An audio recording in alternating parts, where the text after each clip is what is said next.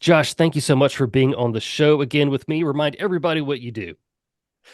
My name's Josh. I run an online security brand called All Things Secured. It's a YouTube channel and a website that really promotes just basic privacy and security that most people should, and I encourage, have set up for themselves and their family.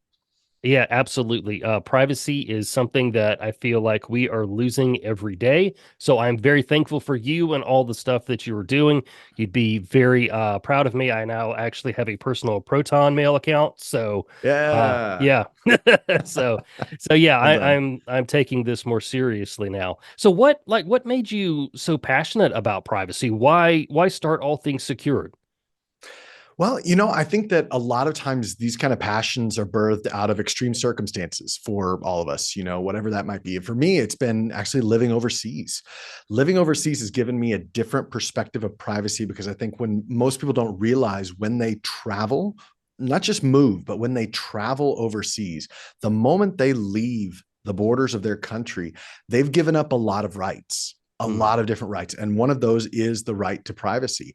I have to register every place that I stay where I live. And back when I was living in China, it was even more so. I had to register so much about my phone if I want to have anything to do with the financial system, all of that stuff. And it includes biometrics, like things like obviously they need to know my passport number, but in order to do financial transactions, I've got to go in and do a facial scan and all of these type of things that just have highlighted to me how much privacy is lost. And because of that, because of my experiences overseas, it has really just uh, made me passionate about trying to control the things that I can about privacy, which there are things we can control, even when there are things that are out of our control, and then trying to share what I learn with my family, my parents, and then anybody else who's interested to tune in and learn with me. Yeah, yeah, that's wild. All the stuff that you've experienced outside the US, because I'm starting to think that inside the US we're losing a lot of freedom, but being outside of it really is a big deal. So thanks for sharing that opinion. So, Yeah. before we kind of get into our topic today, we kind of spoke about this the last time you were on, and I kind of want to remind people of this for the folks that say, "Hey, I have nothing to hide. Privacy really doesn't matter because I'm a good person." What do you need to say to these people to help them understand that that's maybe not the best idea? Oh yeah. I mean, and my mom actually came up to me the other day and was like, honestly, I don't mind that Amazon recommends new products to me based on what I've bought in the past. I kind of like that. And I get that. I completely understand. uh, Edward Snowden, who's the famous whistleblower, he has this quote that is often repeated in the privacy circles, and I'll say it here, where he says, arguing that you don't care about the right to privacy because you have nothing to hide is akin to saying that you don't care about the right to free speech because you've got nothing to say. Just because you have nothing to say, just because you have nothing to hide, doesn't make that right any less valuable. And for me, I think of privacy as a very unique right, and that once you give that up in any way, any ground that you give up cannot be made up. Once somebody knows or has access to my social security number, I can't force them to forget it. It's one of those things where when we do give up some of that privacy, the fact that it is hard to gain that back makes it that much more important for us to consider now what we're doing, how we're just disseminating our information, how we're using the internet, all of that stuff. It's important now. Yeah, absolutely. It's important now. And one of the things that I wanted to talk to you about, for people who are in our 30s and 40s, we are obviously worried about what our children are doing online. And that is extraordinarily important. But what do we need to be thinking about when it comes to our adult parents? What is it that we need to understand about them and their stage of life and technology there? Yeah, absolutely. Just to kind of back up for a moment, a funny little story because my wife and I were just like 30 minutes ago discussing this because my son just got a new Kindle. Uh-huh. And on that Kindle, he has access right now to the Kindle store. And one of the first thing that pops up is like Britney Spears' new book. And I honestly, I don't care either way about Britney Spears' new Right. book, but on it, she is topless, Mm, covered, but still. And I've hmm got a young son, and that's not, and so we're like trying to figure out. It's one of the new Kindle Scribes because he wanted to write on it. It's like, how do you hmm get that off? Right. And it's been a challenge, right? But here's the thing: my son and us, we will grow up having been exposed to a lot of this technology. Like you and I, we grew up with the internet kind of growing up with Right. us, and Right. we had a little bit of that advantage of being able to understand, like, okay, before it was super dangerous, like, okay, what is this MySpace stuff? What is AOL? What is this, like, and before, things could really harm us, uh, kind of got to, learn the hard way. Our parents didn't have that luxury. Our Mm. parents did not grow up with the internet. They did not grow up with email or instant message. So I feel like a lot of this stuff, they're having to learn the lessons that we learned as teenagers or as elementary or even young 20s. They're having to learn those lessons in their 40s, 50s, 60s, and sometimes 70s. And that's a tall task to ask. And I think that's one of the reasons why there is a lot of problems there, is because the digital etiquette, the just the basic level of digital security, that hasn't necessarily been passed down to them, because we take for granted what seems so natural and common sense to us may not be so for that generation. You know what I mean? Absolutely, I know what you mean. Yeah, because you think about it, I was probably, in college when I had my first like smartphone or just out of college, something like that. And, Yeah. at that same time, your parents are, maybe 20, 25 years older than you. So they're getting it in their mid 40s or that sort of thing. And it's like it's a big difference for like when you got that smartphone for the first time and what that meant and having the world in the palm of your hand, in a way. So yeah. That's right. They didn't have this kind of stuff growing up, and the Yeah. the world that they have seen has been just amazing for what they've seen over the last 50, 60 years at least. No So, kidding. speaking of that, I feel like right now there's a lot of online scams and phone scams that are really targeting the baby boomer generation. So, why do you think that is? Yeah, I was thinking about this, and I actually there I'm gonna challenge that a little bit, and then answer your question by saying, there was a survey that was done by the National Cybersecurity Alliance that found that while baby boomers lost more money in scams, it's actually Gen Z that has fallen victim to phishing and scams more often. Like the numbers show that that generation has fallen because we're online so much more. So, I agree with you that there's a lot that's targeting the baby boomer generation. But the one thing I want to push back to those of you who are listening is the fact that oftentimes we take that as an excuse that, oh, this is just something that the older people have to deal with. These are scams that target the older people. No, like people in their 20s are falling, and in their teens are falling for these scams at a higher rate. They might not be losing as much money, but at a higher rate. And so I think that this is something that all of us need to be at least aware of. Okay, so that being said, I kind of wanted to lay that foundation. I think that baby boomers are targets because of a couple reasons. One, they do have more resources, generally speaking, which is why they are the ones that tend to lose more money in a lot of these scams. And because, like we talked about just a moment ago, they don't have that history of growing up with the internet. There's at least in my experience, and I don't know, Andy, maybe you can follow up with your own stories. Like there's this level of trust that maybe I don't have with people and things on the internet that they do. Like my parents do kind of trust things that they see that I'm much more skeptical of. And then they've got the time. They're Mm. constantly on, I don't even want to get myself in trouble talking about my mom, but I knew my grandmother, you know, was just on Facebook all the time, Yeah. all the time. Yeah. And they've got the time to do that. Whereas me personally, I probably log on more than I'd like to admit, but I don't get on as much as they do. So they have the time, they have the resources, and dare I say, they have the trust or the gullibility, which I think we all do, but especially in that case. Right. You said a lot of things that really resonate with me. You're right, because a lot of people in the baby boomer generation are retired. They're not working. They're Mhm. hanging out at home, between, going out to lunch, doctor's appointments, whatever else is going on. So they're filling that time with looking at Facebook and looking, at stuff on the internet, and I also feel like, being in this sandwich generation, like you and I, we don't trust anybody really on the internet, like at Yeah. all. So when I look at my son who uses like his Chromebook or iPad for school, he doesn't think twice about, going on Google and doing this sort of thing and whatever, because he's used it in somewhat of a sterile environment where he hasn't had anything Correct. really bad happen to him yet. Yeah. So I have to help him see that aspect of it. But then on the other end, you look towards like your parents, and it's like I feel like you need to educate them on, hey, this, especially Facebook ads over this last holiday season, there's been a Yeah. lot of scams in those things. I know smart people who were, duped by those. And Mhm. so the scams are getting harder and harder to pick out, which is, I think, another issue altogether. But yeah, it's Yeah. like they kind of do think, well, this is an advertisement. Like I saw an advertisement in a magazine or I saw an advertisement in a newspaper. And those things were always vetted in magazines, well, mostly vetted in Correct. mag. So Yeah. they think it's a one-to-one transition, and it's not.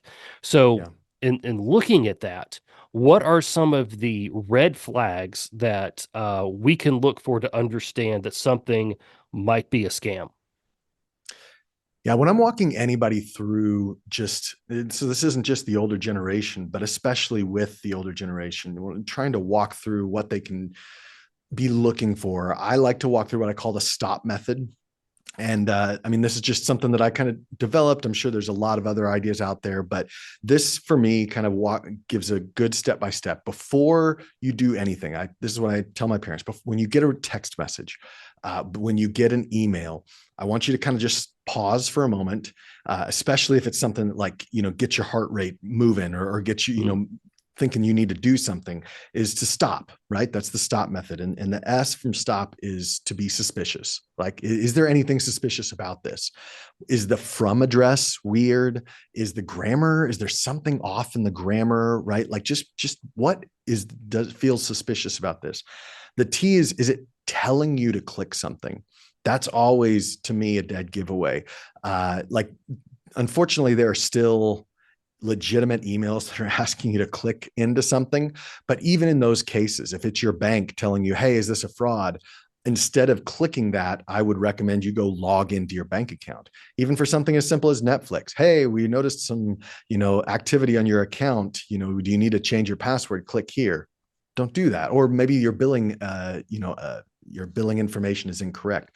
Just log in, don't click. So that T is it telling you to click? The O, is it offering something too good to be true? If it is too good to be true, it probably, or if it seems too good to be true, it probably is. And then finally, and this is the big one, because this is, I think, the hallmark of a lot of scams that I've seen, is it pushing you, this P, is it pushing you to act quickly?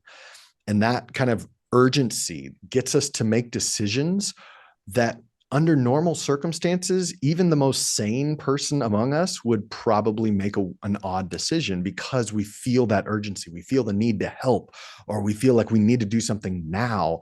And so that's what I recommend when I talk with the older people: is before you do anything, stop. Does this seem suspicious? Is it telling you to click something? Is it offering you something too good to be true? Or is it pushing you to act quickly? And if any of those are true, let's just pause before we do anything else. Right. And I think a lot of people will say, oh, I would never fall for a scam, or I would never do that. But when Yeah. you look at how these things are done, this is social engineering, and it's Mhm. done very well, and it has been practiced and rehearsed, and the version of it that you're seeing is probably the best version of that scam that exists at that time, because the scammers have learned and they've made it better and they've made it Yeah. better. So if your parent gets into an issue, don't think, oh, it's just because, they're not intelligent or they're not experienced. It's because sometimes the scammers just create a really good scam. So, Yeah. yeah, I like the stop method a lot there. So, what is it that we can do as adult children to empower our adult parents to be successful online? I'd say the number one thing that I would recommend to anybody would be to not, and I know this is going to sound funny, but don't make your parents feel stupid about anything having to do with online security. I want and I encourage my mom, and she does this. She'll email me, she'll forward an email and be like, "Is this a scam?"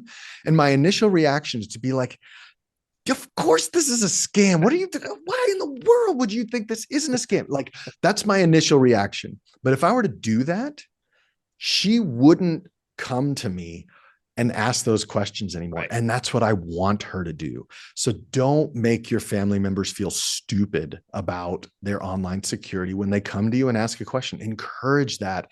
And I think that's going to go such a long way. You can help your parents make their social media profiles private. Your mom, my mom, doesn't need her Instagram to be public. She's not a public figure. Neither is my dad. Same with Facebook. You know, one of the scams that I remember was going around was people would find out from the grandparents' social media profiles stuff about their grandkids because they want to publish about their grandkids, and then they Sure. would use that information against them. um this is I'd say this is more of an advanced thought here, Andy, but one of the things that I've done with my family is we've set up a safe word. And I think more than anything, this was just kind of a way to engage my parents on an online security conversation, because it can be kind of an awkward conversation.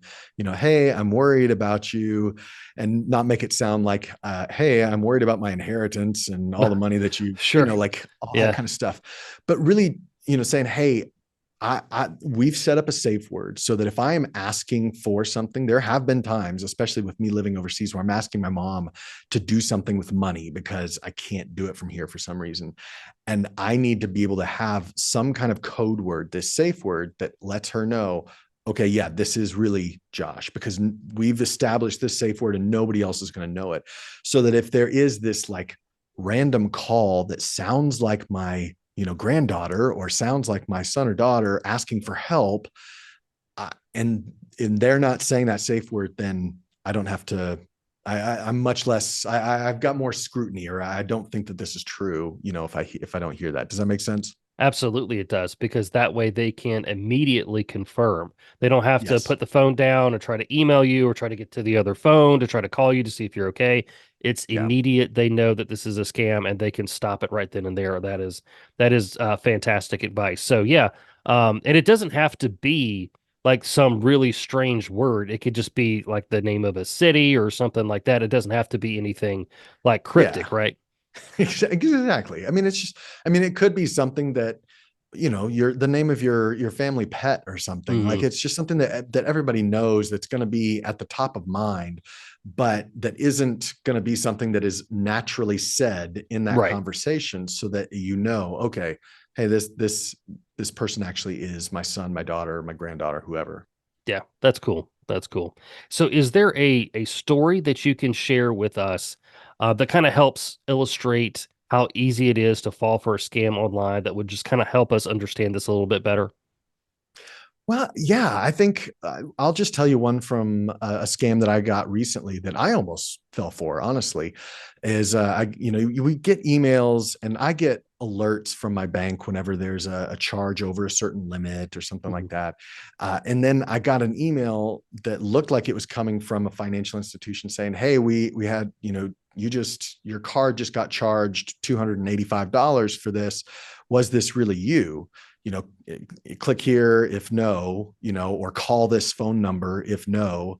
And it took me a moment, but again, like I said, just kind of stopping and going, wait a second, I don't bank with this institution, Yeah. and I never did this. And all I have to do is go log into my actual bank account and find out that no, this didn't happen. But it would have been so easy for me just to quickly go, oh, click here. Yeah, like I want to find out what it is. And from there, a million things could happen.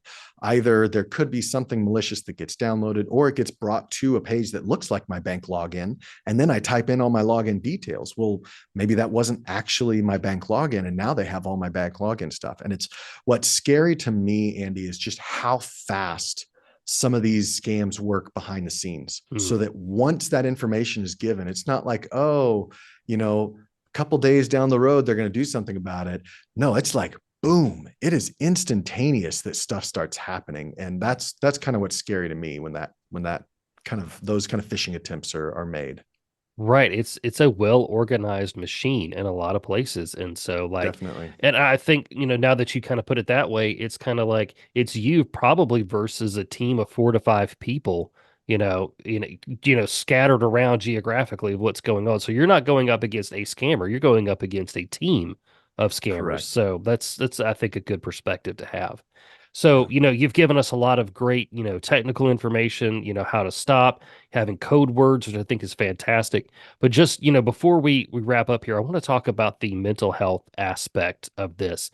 When I started, researching social media and the effect on, older Americans, there was a lot of work out there that said, hey, social media is great because it keeps people connected who may be living states away or maybe who don't have the ability to get out as frequently as they once did. So social media for older people is fantastic. But Mm. I feel like with all of this profiling and targeting going on, do you think that social media can have a negative impact on seniors?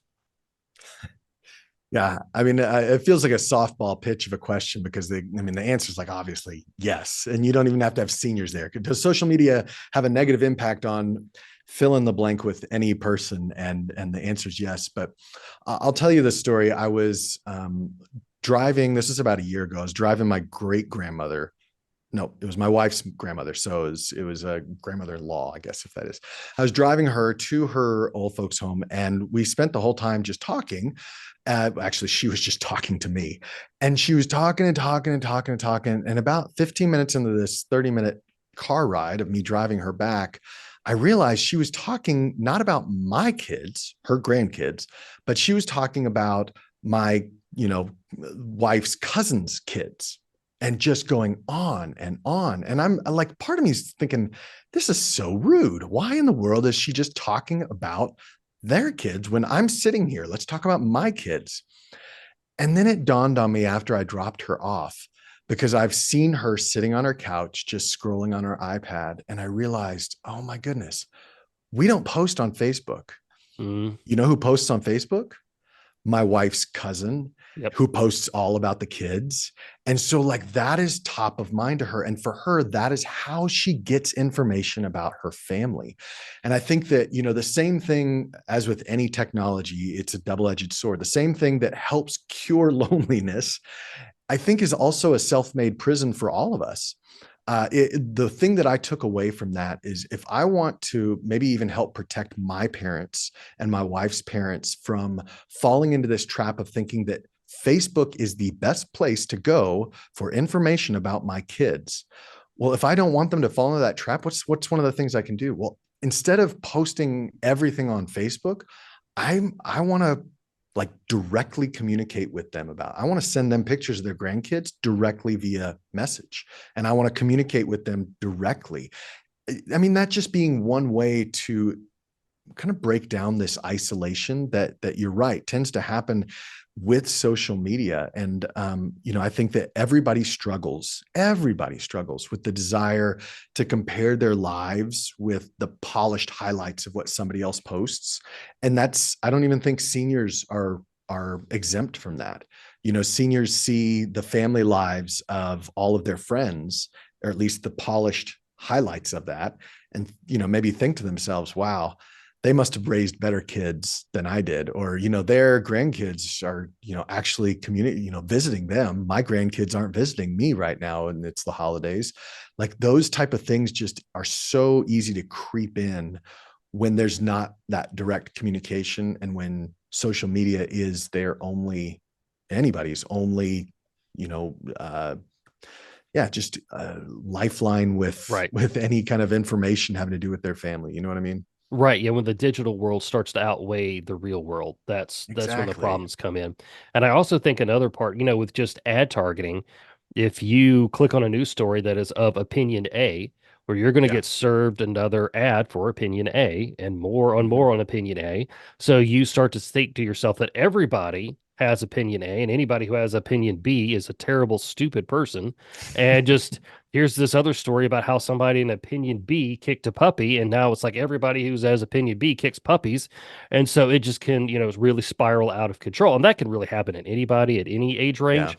But I really think that forming an opinion on what's happening politically or socially just from the internet is probably Mhm. not safe. It's, get out there, talk to your neighbors, talk to the people in the grocery store that you see, and don't Yeah. just believe all the things that you click on. Yeah, we're all prone to what Mhm. what often is called that echo chamber, Yeah, where we have our set of friends who maybe all of them have this certain belief system or this certain political bias or whatever that is. And so then all we hear is that it is just an echo chamber. And I think that's especially true for the seniors when that is the only thing that they consume. It's either the internet or some news channel that fits their particular political bias. If those are the only two things that they're getting, then I think it's just a little it's dangerous to incite emotions that it doesn't necessarily we don't need to be dealing with that. Like I right. cannot my parents cannot carry the weight of the world on their shoulders. And I think that's sometimes what happens when all we're listening to, thinking about is the news and this war and that thing that's happening that you have no control over, but we're told that it's important because it's in our news feed. Right.